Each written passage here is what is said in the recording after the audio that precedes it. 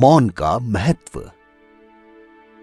अंग्रेजी में इस कहावत को कि speech is silver, silence is golden को प्रथम दृष्टया आत्मसात कर पाना जरा कठिन ही है।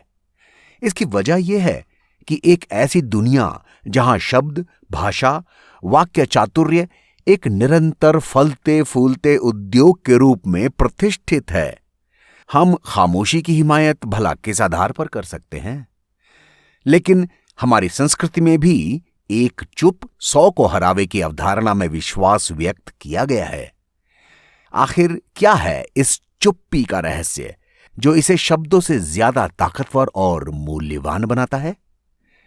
मुझे चुप रहने वाले लोगों का भी सानिध्य मिला है और बड़बोलों का भी, लेकिन मैं अपने अनुभव के आधार पर कह सकता हूं कि बड़बोले ज्यादा से ज्यादा आपकी खीज की वजह बन सकते हैं, लेकिन खामोश रहने वालों की चुप्पी आपको तरह तरह से तकलीफ देती है, अपमानित करती है। यूं ही नहीं कहते कि sometimes silence speaks louder than words. कई बार यह इतना लाउड हो जाती है कि आपके कानों के पर्दे फटने लगते हैं।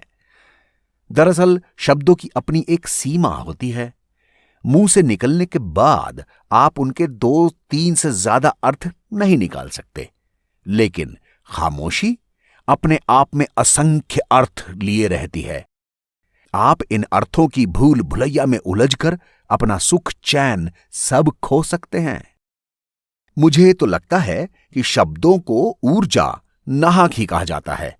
खामोशी में तो उनसे ज्यादा ऊर्जा भरी हुई होती है। यूं भी कह सकते हैं कि शब्दों में अगर एक चिंगारी जितनी ऊर्जा है तो खामोशी में अणु जितनी।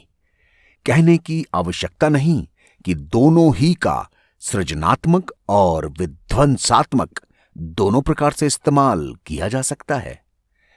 सबसे संजीदा हालात तब पैदा होते हैं जब दोनों आमने सामने आते हैं। कई बार शब्दों को परास्त करने के लिए खामोशी का इस्तेमाल किया जाता है और कई बार खामोशी को काटने के लिए शब्दों का। राजनीति को ही लीजिए, एक वक्त नेता बोलता है, जनता चुपचाप सुनती है, तो एक वक्त जनता बोलती है और नेता को चुपचाप उसकी बात सुननी पड़ती है। खामोशी और शब्द एक ही तराजू के 2 पलड़े हैं जो वक्त की नजाकत के हिसाब से ऊपर नीचे होते रहते हैं। ऐसे में यह तय करना मुश्किल है कि अगर दुनिया को दोनों में से किसी एक को अपने लिए चुनने को कहा जाए तो उसके लिए क्या बेहतर होगा? मेरे ख्याल से इस प्रश्न का उत्तर खोजने के लिए हमें प्रकृति की शरण में जाना चाहिए।